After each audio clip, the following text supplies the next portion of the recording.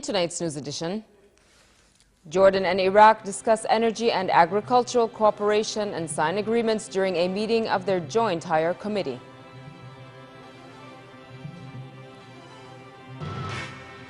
The Egyptian government formally designates the Muslim Brotherhood as a terrorist group, accusing it of carrying out a deadly suicide bomb attack. And 3 Turkish ministers resign over a corruption scandal, and one of them urges Prime Minister Tayyip Erdogan to follow suit.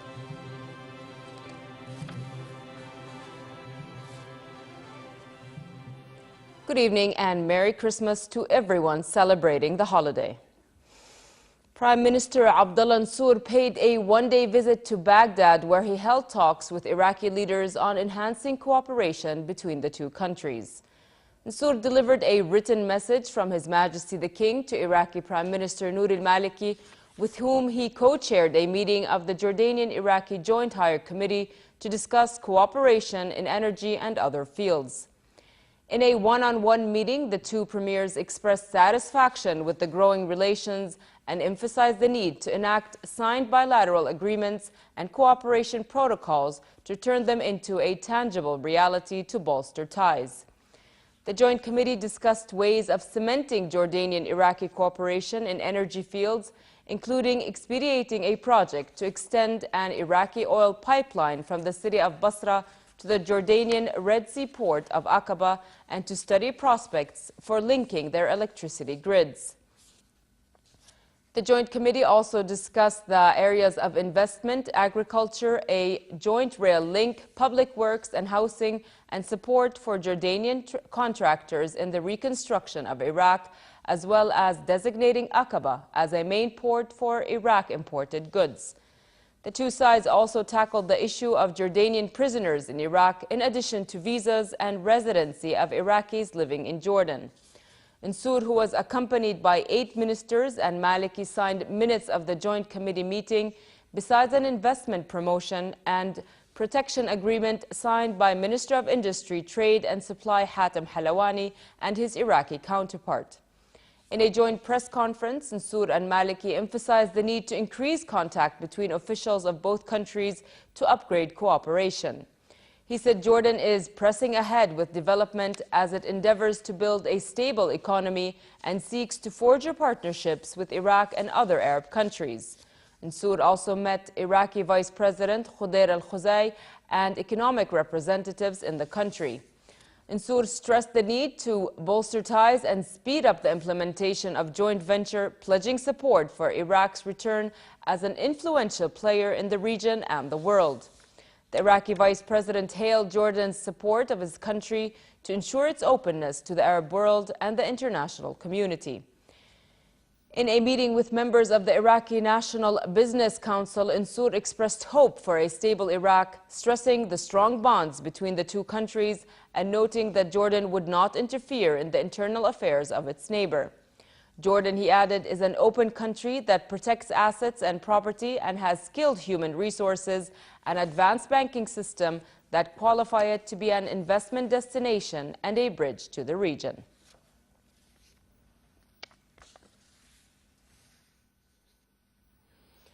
Deputizing for His Majesty the King, Minister of Foreign and Expatriate Affairs Nasser Jude joined Christmas celebrations in the West Bank city of Bethlehem. Jude congratulated the Christian community in the Palestinian city, where, according to tradition, Jesus was born. Jude, along with Palestinian President Mahmoud Abbas and other top Palestinian officials, attended a midnight mass at Bethlehem's Church of Nativity. Here at home, Latin Patriarch Maroun Laham greeted Christians in the kingdom. In a Christmas message, Laham prayed for peace and security, assuring that Jordan is a model of Muslim-Christian coexistence. Freezing weather did not stop Jordanians from preparing to celebrate Christmas and welcome the new year. Faraj Douni takes a look at the Christmas mood in the region. Peace in the Middle East and the world was a key focus of Pope Francis's first Christmas message as pontiff. About 10,000 people packed the St. Peter's Basilica in the Vatican. The leader of the world's 1.2 billion Roman Catholic also used the event to call on atheists to unite with believers of all religions and worked for a homemade peace that could spread across the world. He also prayed for the success of peace talks between Palestinians and Israelis. Let us continue to ask the Lord to spare the beloved Syrian people further suffering and to enable the parties in conflict to put an end to all violence and guarantee access to humanitarian aid. Bless the land where you chose to come into the world and grant a favorable outcome to the peace talks between Israelis and Palestinians. Heal the wounds of the beloved country of Iraq, once more struck by frequent acts of violence. A mass in the West Bank town of Bethlehem, revered as the birthplace of Jesus, drew hundreds of worshippers. The Palestinian President and Prime Minister and European Union Foreign Policy Chief Catherine Ashton were among them. The Palestinian Tourism Ministry said there'd been a boost as 50,000 foreign and local pilgrims descending on the town on Christmas Eve. In Syria, Christians attended a somber Christmas Mass presided by the Patriarch of Syria's Greek Orthodox Church. John Yagazi prayed for peace in Syria, plagued by 2.5 years of war. In Iraq, Christmas Eve midnight Mass was celebrated in the capital for the first time in 10 years. Some of the congregation in Baghdad were in optimistic mood, although the celebrations were marred by deadly attacks on Christians and other Iraqis. Here in Karachi, about 300 members of Pakistan's small Christian community celebrated Christmas under a shadow of fear. The country has seen bomb attacks and churches have been among the targets. Faraj Looney for the news at 10. The Egyptian government formally designated the Muslim Brotherhood as a terrorist organization. It accused the Brotherhood of carrying out a suicide bomb attack on a police station in the city of Mansoura that killed 16 people. The move, announced by Government Minister Hussam Isa, gives the authorities the power to charge any member of deposed President Mohamed Morsi's movement with membership of a terrorist organization. It marks an escalation in the government's crackdown on the Brotherhood, which condemned the bomb attack. Responsibility for the deadly bombing was claimed by a hardline Sinai-based military group, Ansar Bayt al-Maqdis, which accused Egypt's rulers of fighting what it called Islamic legitimacy. The group has claimed responsibility for several previous attacks, including a failed attempt to assassinate the Interior Minister with a car bomb in Cairo in September. The military-backed government has vowed to fight what it called black terrorism after the bombing, saying it would not upset a political transition plan whose next step is a January referendum on a new constitution. Last night, authorities arrested a man they described as a Brotherhood leader on suspicion of involvement in the Mansoura attack. The bloodshed goes unabated in Iraq, but the latest attack mainly targeted Christians. At least 34 people died in 3 bomb attacks in Christian areas of the Iraqi capital, some by a car bomb that exploded near a church after a Christmas service. Elsewhere in Iraq, at least 10 people were killed in 3 attacks that targeted police and Shiite pilgrims. The day's deadliest incident occurred in the Dura district of southern Baghdad when a car bomb went off as Christians were emerging from a Christmas Mass, killing at least 24 people. 2 bombs also went off in a crowded market in a separate, mostly Christian area in Dura, killing another 6 people and wounding 14. No one immediately claimed responsibility for the attacks. Today's violence coincides with a major army offensive in desert areas of the western Anbar province aimed at flushing out Al-Qaeda militants. Explosions rocked the Syrian city of Dir'a, where government forces continued to bombard the southern city. Heavy smoke was seen rising from locations said to have been targeted by regime forces. A military plane flying in the sky was followed by a large explosion seen rising from a location targeted by the aircraft. The attack caused extensive damage to buildings and people clearing rubble from destroyed balconies. Rights groups condemned the government for the use of barrel bombs, in particular, as an indiscriminate form of bombardment. In Syria's main city of Aleppo, rebels reinforced their anti-aircraft weaponry after President Bashar al-Assad's forces continued a fierce air raid campaign on the country's biggest city. Syrian authorities said they are battling rebels who have controlled parts of Aleppo. Israel closed a commercial crossing in the Gaza Strip a day after a Gaza sniper shot dead an Israeli at the border fence with the blockaded territory. Meanwhile, Israeli soldiers patrolled the border with Gaza. The Israeli military also sent reinforcements along the border after airstrikes that killed a Palestinian toddler and injured 14 other Palestinians. Israel attacked 2 Hamas training camps, killing a 3-year-old girl. Gaza hospital officials said the girl was killed by shrapnel during the raid on the Burej refugee camp. In a statement, Hamas condemned the girl's death as a criminal and cowardly act. The Israeli military said in a statement its aircraft, tanks, and infantry had taken part in a series of strikes. There was no immediate claim of responsibility for the sniper attack.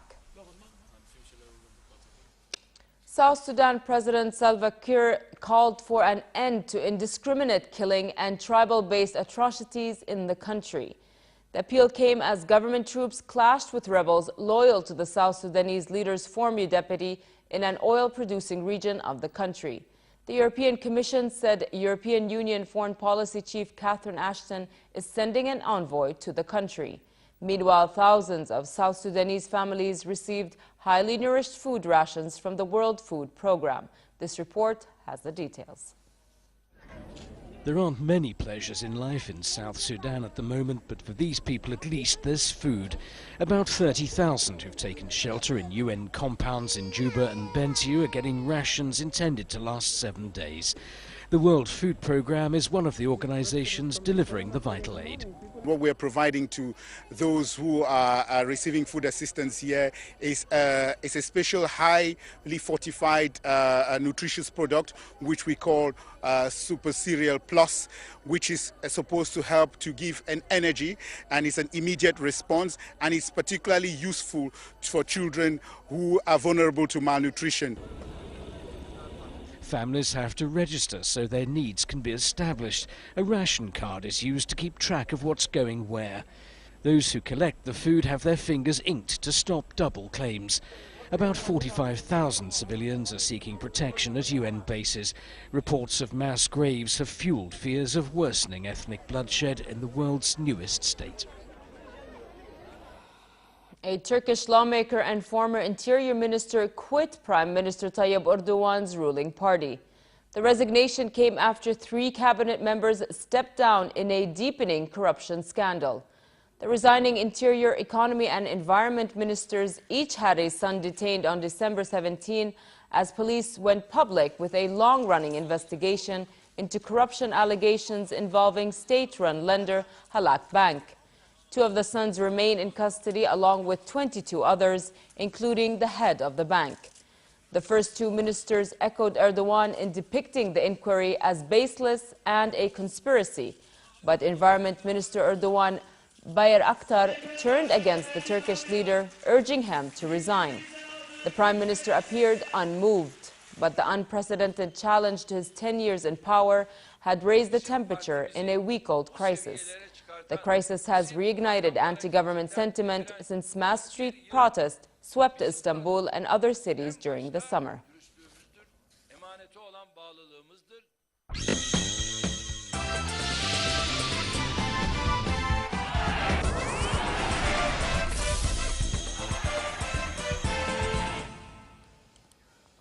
Bad luck continues to plague Brazil as it prepares for the 2014 World Cup. The most expensive of the 12 stadiums built or revamped has leaking roofs less than 8 months after it was finished. A local government agency is demanding an explanation as to why parts of the roof let in rain during last weekend's women's match between Brazil and Chile. However, stadium management played down the problem. The National Stadium cost more than $500 million and will stage 6 World Cup matches, including a quarterfinal and the third-place playoff. And finally, cold and cloudy tonight with southeasterly brisk winds. Tomorrow, relatively cold with a chance for light showers in the evening hours, especially in the eastern parts of the country. Winds will be southeasterly moderate, turning brisk and blowing dust in the desert region, where temperatures will tonight dip below the freezing point. The Gulf of Aqaba should expect a relatively cold night and fair tomorrow with southerly brisk winds and slightly choppy seas. The weatherman warns of freezing after midnight and in the early morning hours in the Badia and hilly areas. Next are the lows and highs for tonight and tomorrow.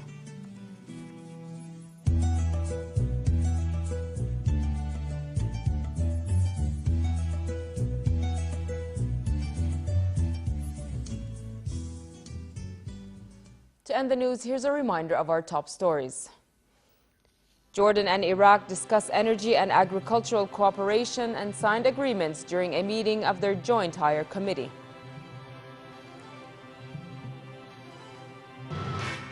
The Egyptian government formally designates the Muslim Brotherhood as a terrorist group, accusing it of carrying out a deadly suicide bomb attack.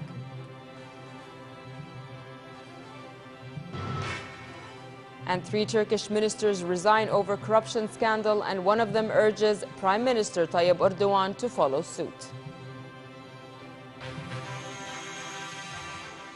With that, we come to the end of tonight's news. I'm Nancy Khair. Thank you for watching and have a good night.